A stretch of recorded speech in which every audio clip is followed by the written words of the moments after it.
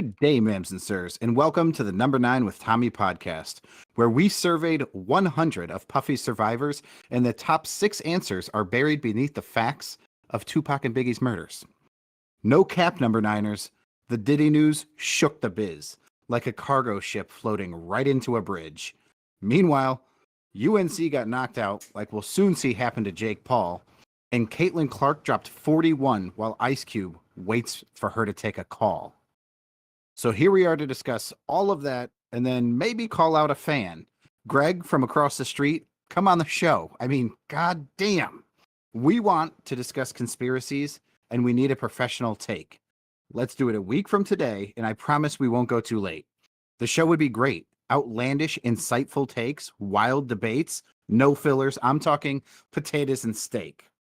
While we wait for Greg to respond, let's get on with our pod. And now the host of the show, the podcasting god, Tommy fucking Washington. What's been up, man? How are you? I'm good, Pat. What an intro. I appreciate that. Oh, I'm flattered.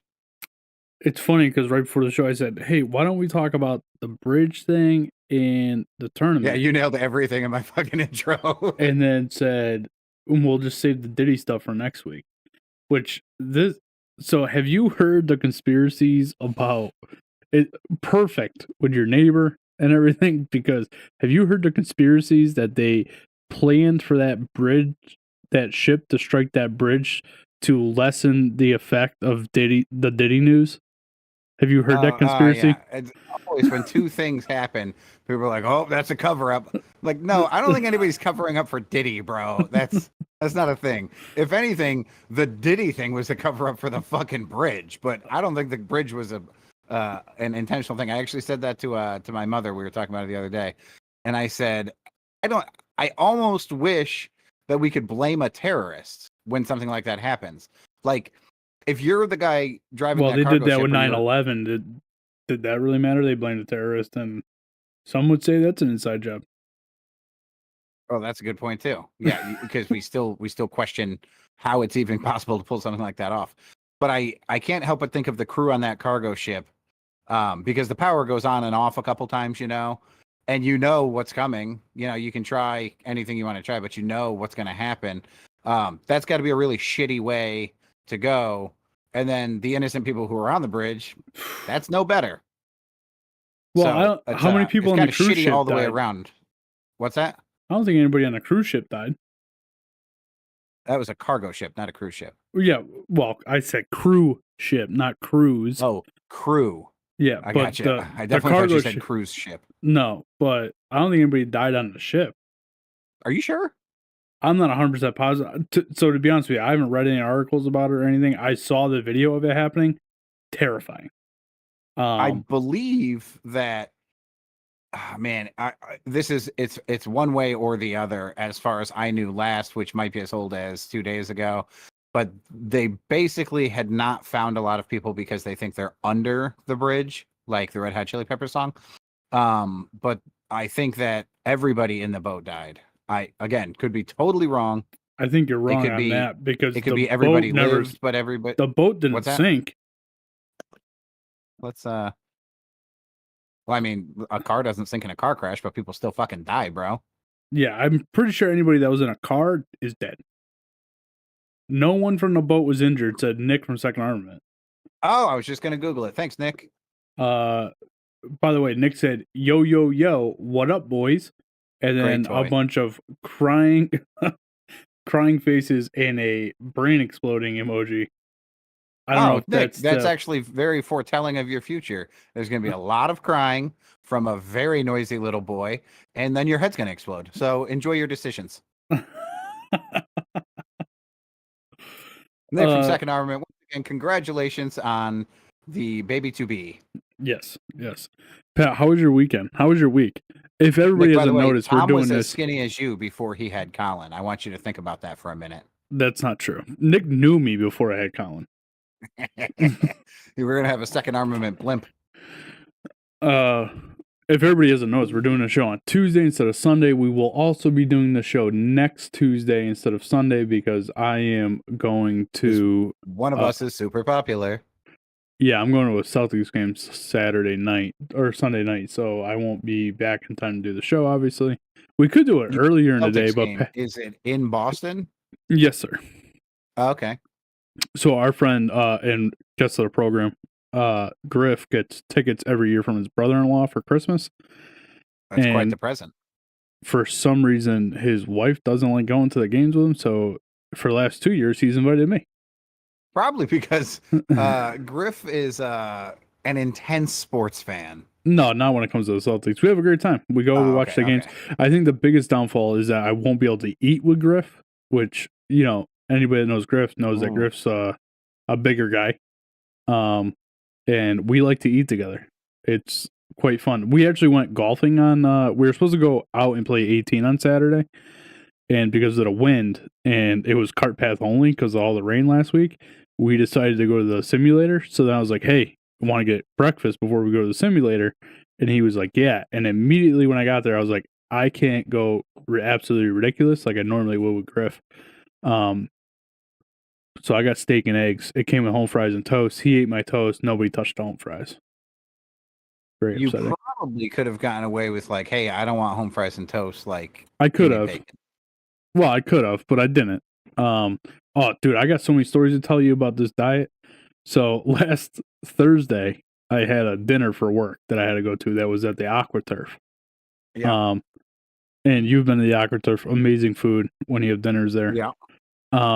So I go sit down at my table, and it was already sitting there when I got back to my table was a salad with, I assume it was ranch dressing on it. And I'm like, whew. Either that or jizz. I really want to eat this salad. And the guy next to me is a very fit individual, goes to the gym every day, jacked.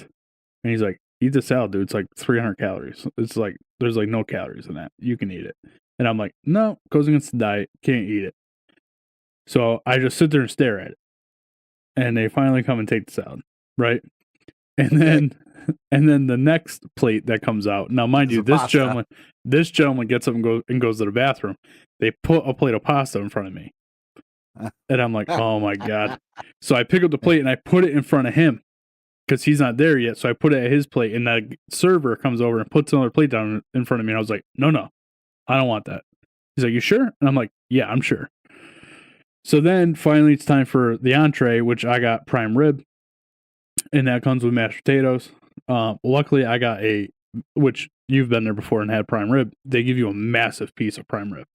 So I eat the prime rib, no mashed potatoes. They put vegetables on the table. Obviously, no vegetables. So I'm doing all right. And then they come out. Each table gets a plate of cookies and brownies. And everybody at my table is like talking shit to me about the cookies and brownies. And I'm like, no, I'm not going to touch them. And so I'm pretty proud of myself. Bro. And then Saturday. Pretty proud, dude. That's a big deal. Those are the things that break the diet, right? Because you lie to yourself. The addict has the little liar. I can have one more drink, or I'll stop doing drugs tomorrow. You didn't allow your little liar to say, well, it's a special occasion. I'm out with work, I'll go back to my diet tomorrow. That's a very fucking big deal. Well, and so because that was my first initial thing was I can have this. The salad's not bad, but if I have the salad, then where does it stop? Correct. You know what I mean? So that's the line, though. The salad is against the diet. That's the line. I'm not doing it. I'm not breaking the fucking diet. Because if you did, then the little liar gets that little win. And so when dessert comes out, you go, well, I mean, I already broke the diet tonight. I'll just go back tomorrow. So now you're eating cookies and brownies. Nick said, what are you on, like a no-carb diet like fat bastard? Oh, carbs are the enemy. Nick, I am doing the carnivore diet. So I only eat meat or meat products, animal products. Only problem is Nick looks like a vagina. Fat bastard. Nick looks like a vagina. Yeah, so I've been doing the carnivore diet. This is my 4th week. I am down a total of 16 pounds. Nice. Pat actually gave me a compliment before we started. He said, oh, you look good. And then I lied to him and said I have lost no weight. Nick said, oh, I dig it. I'm into the meat diet. Let's go. Yeah, I bet you are into the meat diet. I always knew you were gay. See what he did there? To the folks at home, Thomas is referencing penis as a meat. Yes, it is. So yeah, I feel pretty good. Down 16 pounds. Like I said, Erica's down 7 or something like that. So she's losing weight too. Okay. So the goal is 28 days, and then at the 28 days, evaluate. We'll probably stick with it. Might add in some, like I told Erica, let's just do strict meat for 28 days, and then because you see all these recipes for Axe. like how to make pizza on a carnivore diet. Right. And you can, but you're right. Get through the 28 days. Well, and it's a slippery slope because once you introduce a pizza or something like that, then all of a sudden you're like, oh, I can have. It's gonna make you crave real pizza. Right. And again, it's the little liar. Once the little liar starts getting little wins, it's a much, much harder battle. If you just stand true to what you're doing right now, and you can think about what you're going to do next. What does the second 28 days look like? And then it's got to be black and white, man, or it doesn't fucking work. You can't live in the gray. I've already. How about a salad? No, Gandalf the Great says, "How about a salad?" He signed in late to the podcast, which is why he doesn't know that we've already talked about salad. Gandalf. We talked about ranch dressing. Tommy got made fun of by a buff motherfucker. Then he got picked on by his coworkers. He got bullied. He filed a report. You missed it all. I didn't file a report. I would never do that. Okay, I may have exaggerated a mild amount.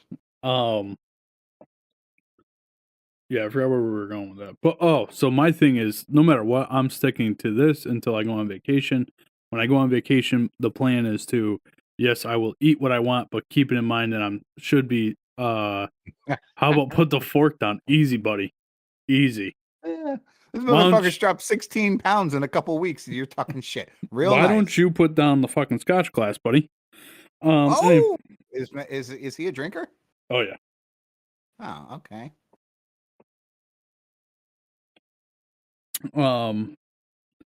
Also, only drinking water. Nothing but water. Yeah. Nothing. That's my great advantage in a diet is I only drink water anyway. So that's always like, they're like, what about soda? I'm like, I don't like soda.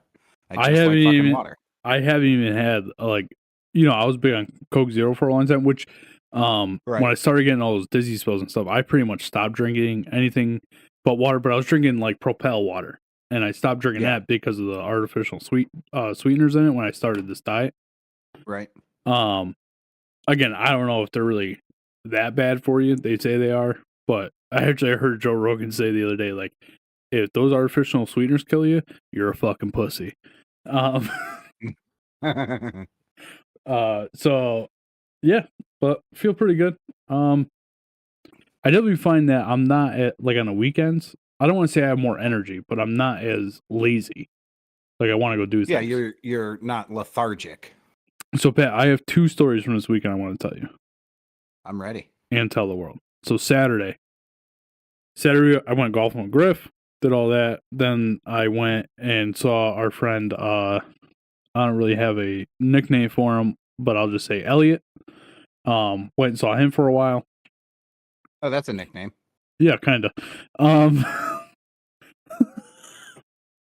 Pat's face is priceless. So I went and saw him for a while. Yeah. And then I went to Harbor Freight, and on my way home from Harbor Freight, which by the way, I bought some cool shit from my garage. You should stop by and check out the garage.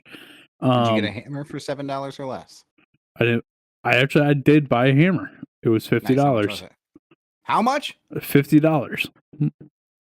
Was it part of a kit? No, it's a dead blow hammer. Fuck you.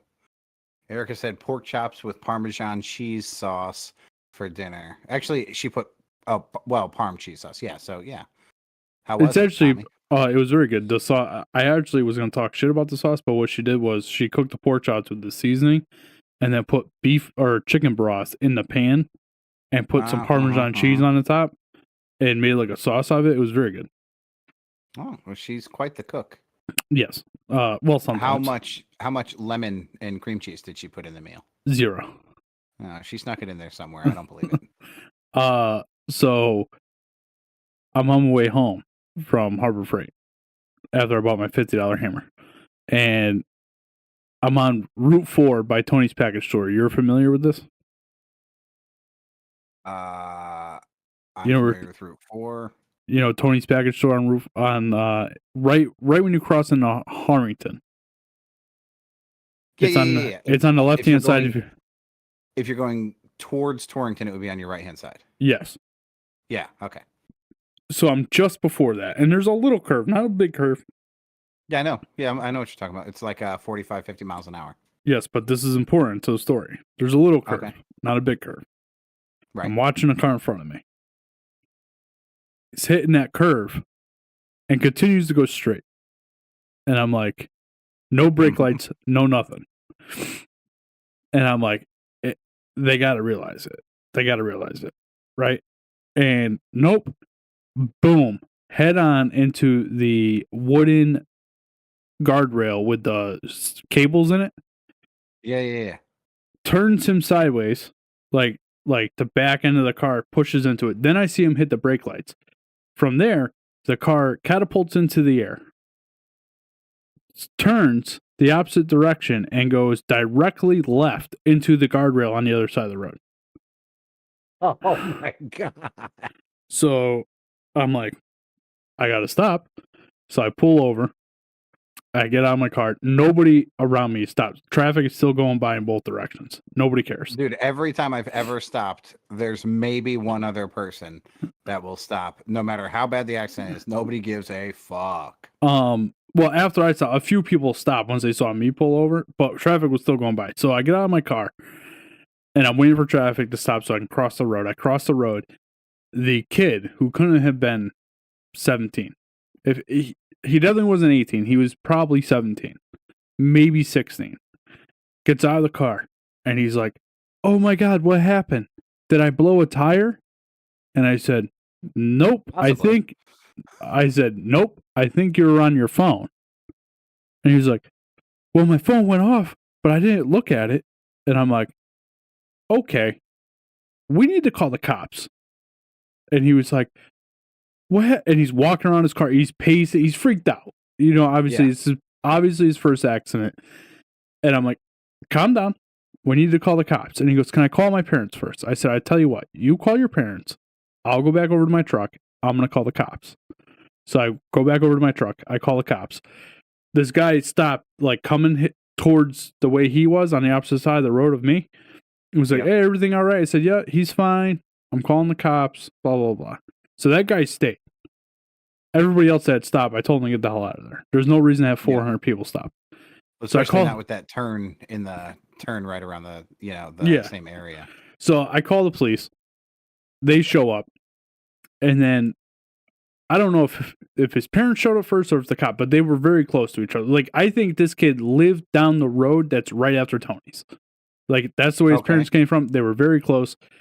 And I'm just standing there, and he's telling his parents, "I think I blew a tire," da da da da, like all this song and dance. The cop goes up and asks him for his license and registration and stuff, and nobody's approaching me.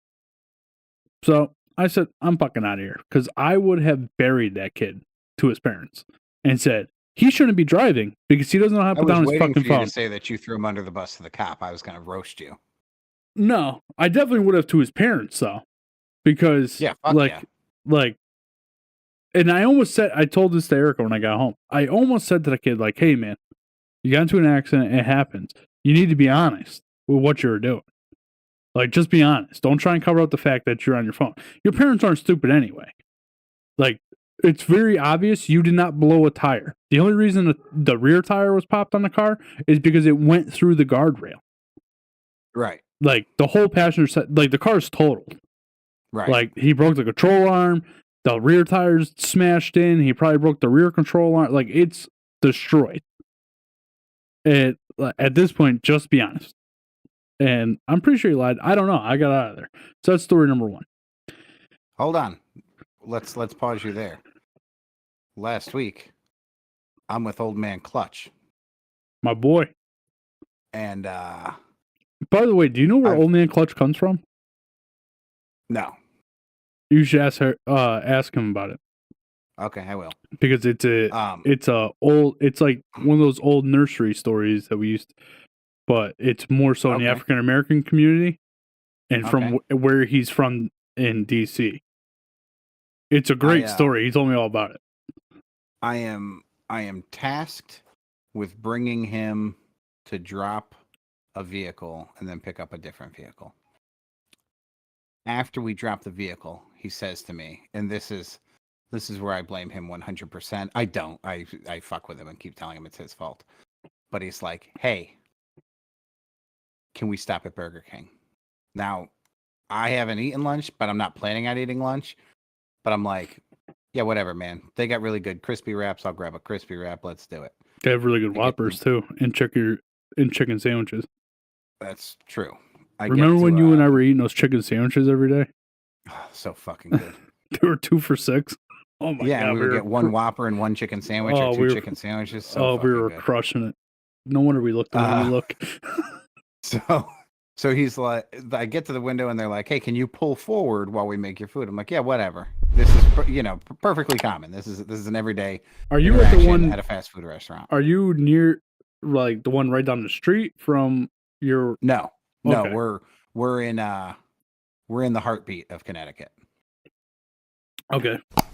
So I pull forward while waiting, and old man Clutch goes, "She's gonna hit you."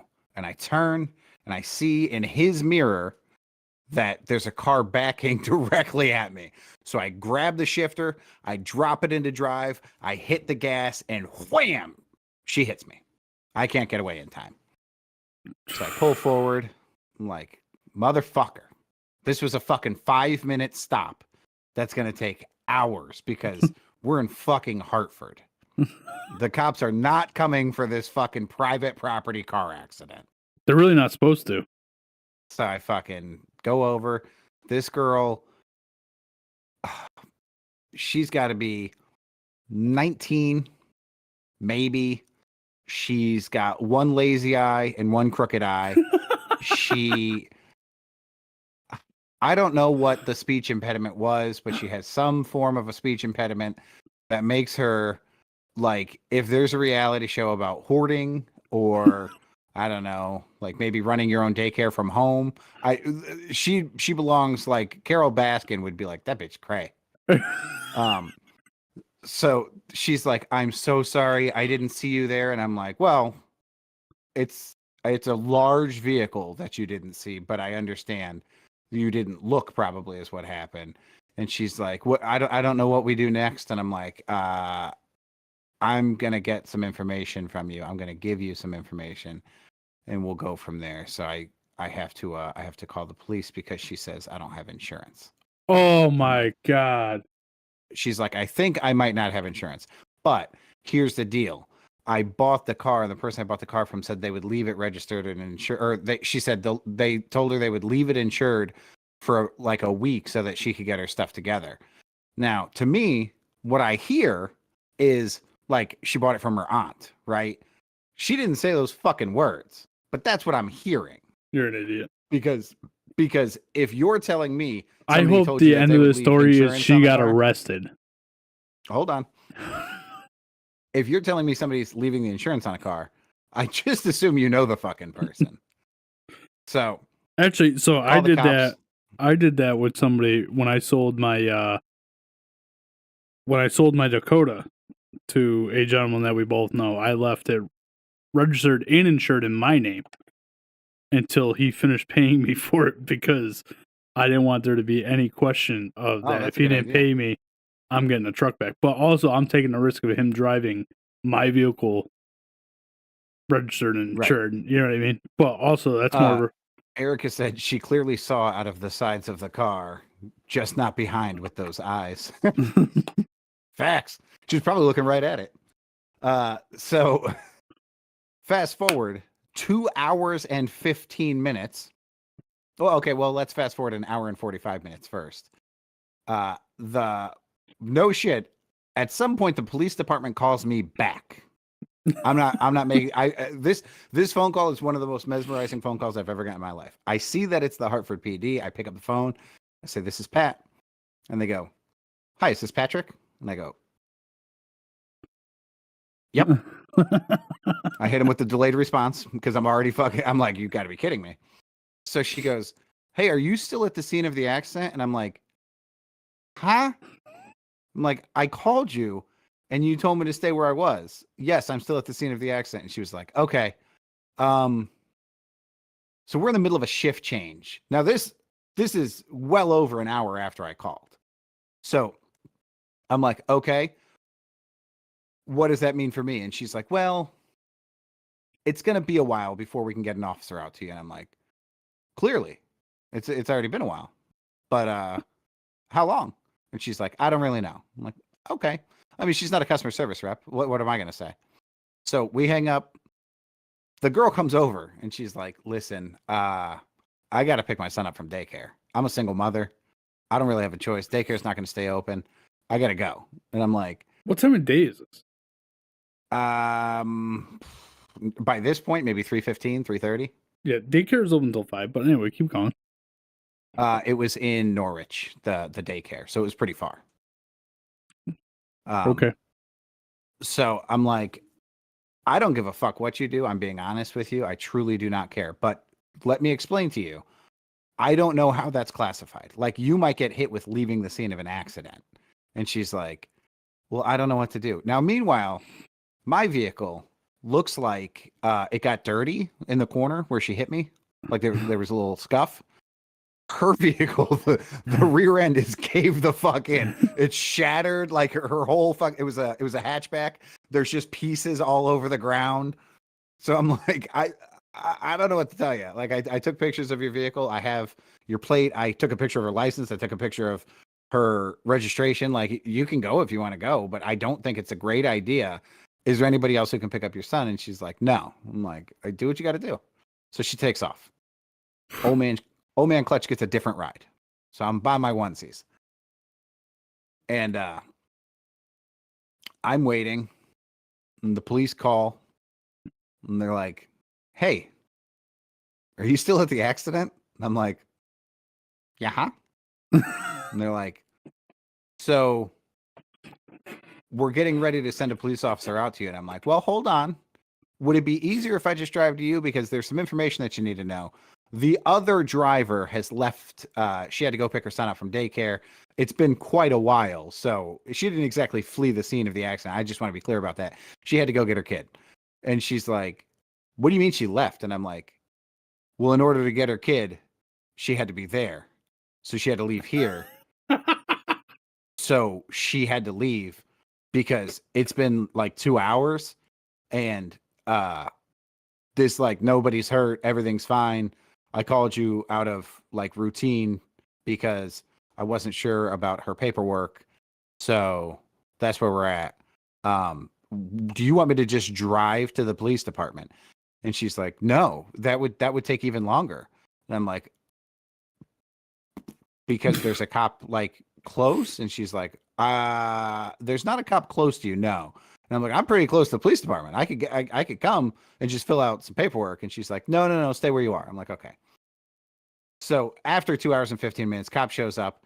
I hand him, I text him. He has like a, the label maker that prints like the white label with the black writing on it. Yeah. On the back of his phone, he has his cell phone number, and he's like, just text me what you got. So I text him everything, and he's like, all right, you're going to be out of here in 2 seconds, man. I'm like, okay. So I'm like, hey, I'm curious about the insurance because she wasn't sure. And he's like, no problem. I'm like, that's not like confidential. And he's like, nope, I'll tell you. So he goes to his car, comes back maybe 60 seconds later, and he's like, well, her day just went from real bad to real worse. And I'm like, oh, insurance not active? He's like, the insurance isn't active because the registration's canceled. And I'm like, oh, fuck, dude. So, yeah, looks like we both witnessed a real train wreck this week. Jeez. I Yep. wonder what happens to that girl. I wanted to call her because I had her number to give to the cop. I wanted to call her and say, like, you should know what's about to happen, just so we're on the same page. And then I was like, but you never know how that goes. I mean, she's got me on her call log and she's like, he called me and, suggested that if I performed whatever, then he would say it was his. Like, I was like, no, I'm not getting into this. You're on your own, kid. Yeah, I'm you've sorry. already, yeah. Yeah, I'm not going down that fucking road. Yeah, I hear you. All right. So there's, jeez. So here's my other story, Pat. I called you on Sunday to talk to you about doing the show, and I decided not to do the show on Sunday because why, Pat?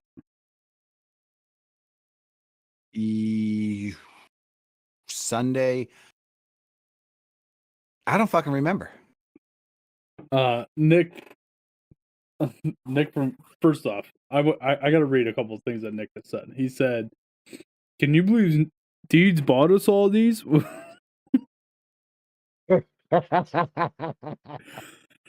And then he said he fucking left you, bah ha ha ha ha, and he must be talking about old man Clutch leaving you at the scene of the crime. And then yeah, still, he'll never hear the end of that motherfucker. And then he said, absolutely nothing will happen to her. Only problem is your insurance will have to sue her personally to get the money back if you wind up fixing your car.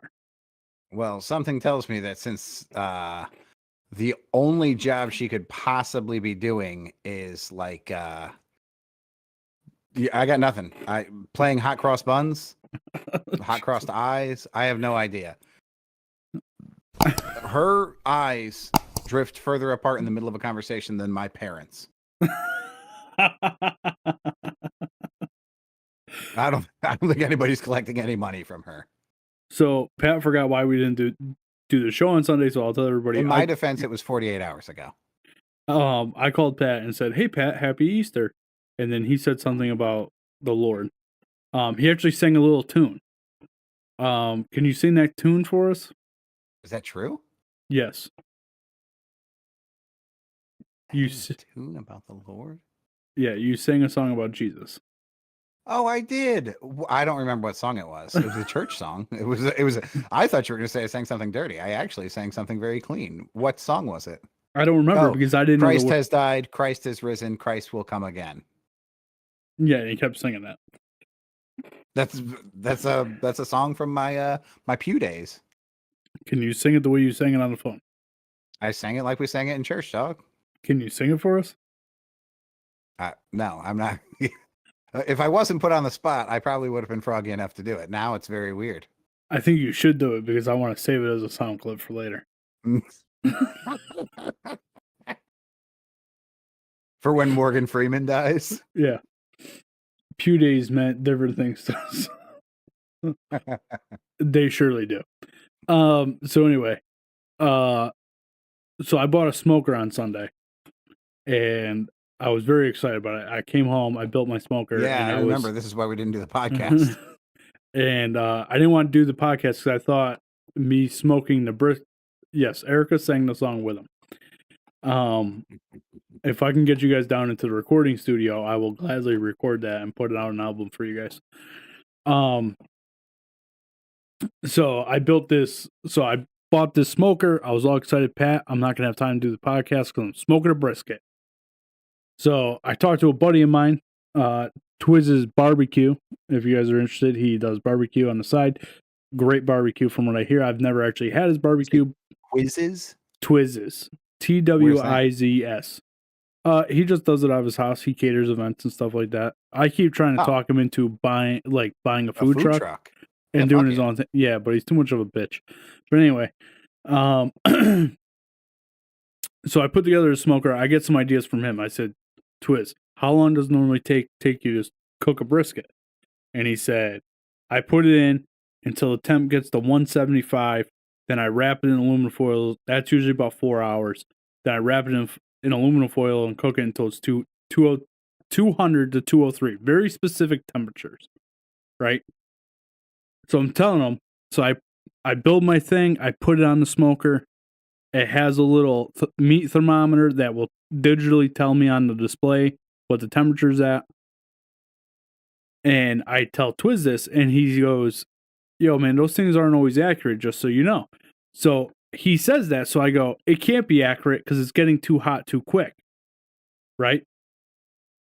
Yeah. So I go, all right, I'm going to check in 4 hours. I come back in 4 hours. I go out with my other digital meat thermometer and I check it. It's at 207 or something like that. So I'm like, this baby's done. Right? We take it out. Yep. It looks immaculate, Pat. It looks amazing. Smokers do make some sexy looking food. Well, I'm not done yet. No, I understand where this is going. Erica brings it inside. I'm doing some other things outside. And she comes out and she goes, Tom, the whole bottom of the brisket's charcoal. And I go, what's that now? And I go inside. She flips it over and bangs on it with a knife. And nothing happened. Just for effect. Yes. So luckily, I was able to slice this thing and then cut it horizontally to cut the good meat off the bad meat. Yeah. And save some of it. How much of it did you lose? About half of it. Okay. Because the entire bottom. And I figured out why. So this smoker of mine has a door that you can slide Correct. to allow the actual fire to hit the meat or not. Right. In my head, because I've never smoked anything, I said, well, that can't be closed because it needs it for the heat. Right. So I said, I can't close that. And because I left it open, it destroyed the bottom of the brisket. So I'm very excited for the next. So much flame. air to breathe. Well, not only that, flame. The flame was just cooking the bottom of this brisket. That's what I'm saying, because the flame is breathing the air. If you no, the damper door. So I'll try and explain this the best I can. There's a little pot because it's pellet fed, right? Yeah. And there's a little pot where the flame starts. It's just like a pellet stove, right? And then there's a big thing that covers that whole area with the slots in it for the flame. The damper door, you open and close it depending on how much flame you actually want in the meat. Right. Not how much heat you want in the oven. Right. That makes sense though. The flame feeds off of oxygen, so that if you shut the door. But that door wouldn't affect the amount of oxygen. It's going to affect how much of the flame is hitting the meat. That's it. You're not adjusting the airflow. You're adjusting how much flame is hitting the meat. I gotcha. So Erica said, well, you left it all the way open, not closed even a little. This is true. Thank you very much, Erica. So we know for next time. Also, we're going to have to experiment with it a little bit because Erica doesn't like the smoky taste, which I agree with her. I'm not big on the smoky taste of smoking. Yeah, fuck that. So I'm wondering if how much we close the door introduces more of a smoky flavor or not. So far we are 0-2 with the briskets because Erica made one in the oven a couple weeks prior and we cooked it too long as well. So that came out a little dry. Did you get flavored pellets? I did end up, so I didn't use them because Twiz was upset because I asked him which pellets he uses and they didn't sell the ones that he uses where I bought the smoker. So, we bought an apple oak mixture. Okay. And then he said that he was super offended. So I made Erica go to Home Depot and get the ones that he suggested. And those are the ones we used. I think next time I will try the apple ones just to see how it comes out. Yeah, I mean, if you're going to burn it, you might as well burn it with flavor. Yeah. Erica actually, and I was a little off, like wasn't sure how this was going to turn out, but we put apple cider vinegar on it. And that you could actually taste. It was actually very good. Other than it being super dry from cooking it so fast. But I'm pretty excited for the next thing that we decide to smoke. Well, good shit. Yeah, so that's what happened to the brisket. I just told you the other day that I destroyed it. So I figured I'd save the story for the podcast. That's fair. I appreciate it. So Pat, we're 40 minutes into this. We haven't talked about anything that we said we were going to talk about. Why don't you pick a topic and we'll bang through it real quick. You want to talk about this bridge? We kind of did a little bit in the beginning. Yeah. Tommy, if we have time, or maybe we'll save it for another week, but remind me to tell you the story that goes from the luxury box at the hockey game. Why don't we just talk about that? And then we can cover all this stuff next week. Okay, we can do that. Okay. By the way, I'm a little upset I wasn't invited to the hockey game, but whatever. Well, Griff Tommy, actually asked me if I was going to the hockey game with you, and I said, "Oh, Pat doesn't invite me to those types of things." it wasn't that I don't invite you to those types of things. It's that the number 3 was going to be there, and I didn't want you to talk shit to him all night. Why would I talk to shit to number 3? We're very good friends. Well, generally speaking, that's all you do is talk shit to him. If you ask him, he would tell you that we're best friends. That is a fact. So, Tommy, I've been talking to a girl. We'll call her Jan. I can explain why. Does she take prenatal vitamins or? No. Oh, okay, good. No, she's a middle child. That's why I call her Jan. Just a little heads up, Pat. If you ever meet a girl that's taking prenatal vitamins and she's not known to be pregnant, stay away. Yeah, Tom, if you don't know she's taking prenatal vitamins and then you find them, that's time to get her the fuck out of your life. Oh, it sounds like that happened to you. I've heard of it happen. So I've been talking to this girl, Jan, and she's witty as fuck.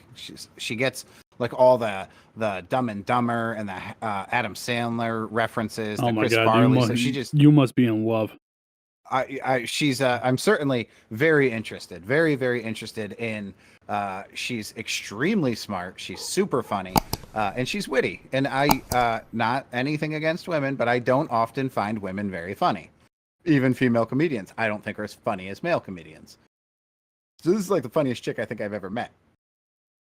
So anyways, at the very beginning of me talking to her, I also booked a luxury box to the Hartford Wolfpack. Thanks for the invite. In booking that luxury box, I was talking the way I always talk to everybody, men, women, doesn't matter. So I was hitting on the girl that was booking the tickets. I've never met her. I've never seen her. I just hit on, she's on the other end of the phone. She's getting hit on. So I said something about like, I have no luck on the dating apps. You're saying this to a complete stranger. Yeah. Who works for the Hartford Wolfpack. So she's like, me neither. And I'm like, oh shit, you're on the dating apps? And she's like, yeah, I'm on all of them. And I'm like, me too. I'm on every dating app known to man. And she's like, that's crazy.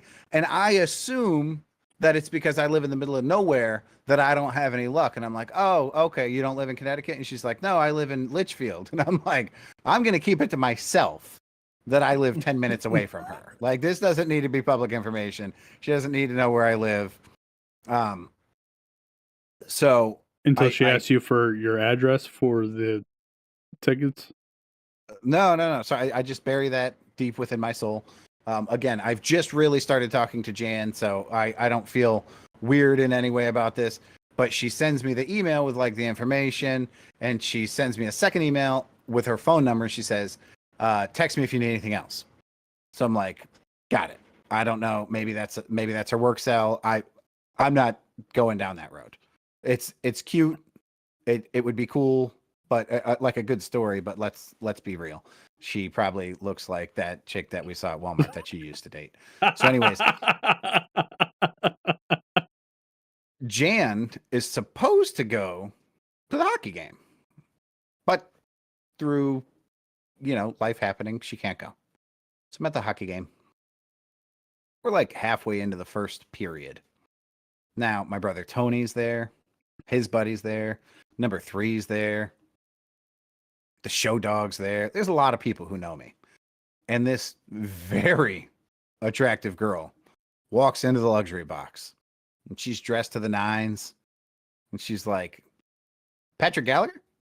And I turn and I'm like, this can't be happening. I'm like, I'm Pat Gallagher. And she's like, hey, I'm not going to say her name, but she's like, hey, I'm that girl. I just wanted to come say hi. And I was like, man, what the fuck? Like I have very specifically already said, like, I really like Jan. I am not going down this road. So this girl hangs out with us for like 15, 20 minutes, well, I should say hangs out with me. She just stood there talking to me, telling me about, her life. So she leaves, and as soon as she leaves, they're like piranhas, man, in the water. My brother's like, take it down. Take it. What the fuck are you doing? Take it down. And I'm like, no. We're not going down that road. And he's like, give her my fucking number then. What's going on right now?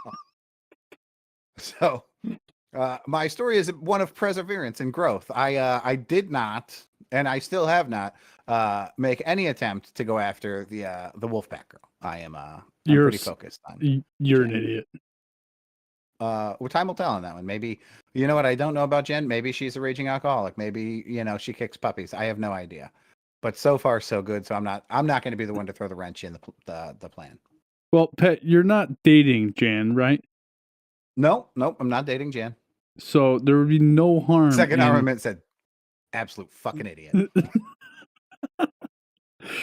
There would be no harm in talking to the Wolfpack girl until you become serious with Jan. Yeah, I don't know, man. It's I don't know. Call me old fashioned. You are not old fashioned, Pat. You're Pat. Well, do I need to tell the listeners about the story about the girl who was showing up at my house when I was on vacation, and I had to tell you that if she showed up at my house when I was home, I was going to shoot her? That was a long time ago, Tom. We're going back 10 years for that. I don't think it was 10 years, but it was. It wasn't 10, but it was, it was more than 5. It was about 5, I would say. It was, roughly 5. It was 5-ish, 5 roonies. Second Armament said, worst part is she threw it out, then saw what you look like, and still stayed and chilled. You blew it. Yeah. That's fair. That's fair. Yeah. I mean, once she saw that I was basically just a fat gelatinous mass and hung around, that's, I was in. Wait until she finds out that you just sweat all over her while fucking her. No, we'll see how this Jan Brady works out. Okay. Maybe it won't. Who knows? Okay. I mean, to each his own. To each his own. I would love, Tom, to show you a picture of her, because when you see who she looks like, you're gonna go, well, that's got trouble written all over it. Send me a picture. I will. Sounds good. So anyways, those are all the stories that I have. I am going to a Goats game, not this Friday, but the following Friday. Super excited. We're going with the Monday dinner crew. I have, so you know how we're going to that comedy show on the 26th? Which comedy show? Anthony Jeselnik. Oh, that's the 26th of this month. I just knew it was around it was so far away when they rebooked it. Don't forget, man, we have 8 tickets and I bought 6 of them. So we need a bunch of people to go. Well, how many people do we currently have going if you count my brother and his wife? So that's 3 on my end. 5. And you and Erica, that's it? Yeah, everybody else you invited. I can think of one other person that I invited. I'm pretty sure you invited one of the Monday night dinner crew guys. Okay. And I believe you invited your other brother. Okay. And I don't know who the other person was, but I bought 6 tickets because that was the max that I could buy together, and then you bought 2 tickets. Separate, that's right. Okay. Which, so if we end up with only 6 people going, I'm okay with that. Because you're the one that's going to my money. Yes. Yes. No. Yeah. We'll put 8 asses in seats. I remember that there was a scheduling snafu that there was somebody else that I fucking invite. Oh, you know who it was? You know who really wanted to go but couldn't? Who? The Albanian pizza chef, Don Lindsay. Oh, really? Oh, maybe he can go to the new one. Second Armament wants to know where we're going. He missed it. We're going to see Anthony Jeselnik live. It's a tour that I've actually already seen, and it was so fucking funny that I can't wait to do it again. So here's the thing, right? So I get an email last week that everybody knows my status at Mohegan Sun. They're gonna give me Burt Kreischer tickets. Emerald. Yeah. They're gonna give me Burt Kreischer tickets on April 26th. So I see this and I'm like, huh. I'd like to go see that. So immediately I log into the app. I see if I have a free room that night. Not only do I have a free room that night, I have a free room Saturday night. So Big Daddy's going to the casino for the whole weekend. Didn't we just said we're not doing the casino anymore? Well, when they're giving me free stuff, why not go and pay them back for it? You know what I mean? Let me find out you only lose the cost of a room that day. So I look at the time of the show. The show is at 8. And then I'm like, I feel like I have something else to do that day. And I go look at our Anthony Jeselnik tickets, and it's on the same day. And luckily, I got tickets to the late show, so 10:30. So Erica and I are going to go to Mohegan, check into our room, go see the Burt Kreischer show at 8 p.m. Hopefully get out around 9:30, 10 o'clock. Beeline it to the car, drive to Foxwoods, meet you guys, go to the Anthony Jeselnik show, and then drive back to Mohegan and go to sleep. That's amazing. Well, the second armor said, bro, Burt is going to be epic as fuck. Yes, he will be. I actually just saw Tom Segura there not too long ago, and that was absolutely hilarious. Do you think that Burt Kreischer is going to be funnier than Anthony Jeselnik? I don't know. Because they're two different types of comedy. Oh, I know. Luckily, I like them both. So right. I do too. They're both very funny. Yeah. I just don't think there's a funnier person on the fucking planet than Anthony Jeselnik. Yeah, that dark humor shit is fucking next level, dude. I actually saw him on an episode of have you seen the Dr. Phil live shows? No. So it's not actually, you should look it up on YouTube. It's hilarious. There's a guy who dresses up like Dr. Phil and interviews people and shit. Okay. It's fucking hilarious. And he calls it the Dr. Phil live show. And Anthony Jeselnik was on it, and it was hilarious. Dude, Anthony Jeselnik's funny as shit. He had his own podcast for 7 episodes. And it was so funny. So he only interviewed comedians, and they only talked about comedy. And, like, is it cheating to use a prop as a comedian? Or is it cheating to play music as a comedian? And shit like that. And then he would ask them something really personal, like, why did you get into comedy? And as soon as they went to answer it, on every episode, it would go, nobody gives a fuck. Just he was just awful to his guests. It was fucking great. That's sort of what he was like on this show when I watched it. It was good. Well, Pat, once again, we filled an hour of time. That's right. We filled an hour, and we've got 3 stories to talk about next week. We're talking about Diddy, the riddling diddler. We're talking about bridges that are kissing piers, pylons anyways. And we're talking about, hopefully, we're going to be talking about a very, very competitive Caitlin Clark takes on UConn game. I think this game is going to break every fucking viewing and attendance record in the history of women's basketball. This will be the first women's basketball game I watch in its entirety. I really want to watch this game. I will not be watching that game. I do think that somehow in my deep dark soul that UConn will lose this game. Let's talk about how the UConn men have covered every single spread this tournament season, and you cannot bet on UConn in the state of Connecticut. Tom, the UConn game was on while we were at the Wolfpack game. So we were watching the UConn game, but we couldn't hear it because we were in the luxury box. So we had a TV, but we couldn't, there's not enough volume in the world to get over that fucking thing. So did they mention during the 30-0 run, was that the longest run in tournament history? I have no idea. I did not watch the game. I don't watch. It was basketball. Fucking, dude, it was 23-23 and then it was 53-23. And I was like, what the fuck is going on right now? It seems like so I watched part of a game last Thursday, and it was after halftime, and the score was like within 10 points. UConn was up, maybe 9 points. They were up, and Griff was trying not to watch the game because he was playing pool and he wanted to go home and watch the game at home and finish it. Yeah. So he was gonna start from halftime or whatever. And before he left, I looked up at the score and I said, holy fucking shit. It's like, I don't think the other team scored a point after halftime. If they did, it was like 8 points. After halftime for a very, very long time. No, it wasn't even that 30-point game. It was a different game. Oh, okay. So my point Okay. is, they do this like every single. They've been doing this. Well, If and they don't win the tournament, I'd be that's very not shocked. necessarily UConn. What happens? Tony and I just had this conversation, and Tony's so analytic. What happens with, especially in the earlier rounds of the tournament, is you have schools that show up with like Rocky Balboa type heart, right? So they can hang in the first half of a basketball game and actually make it competitive most often.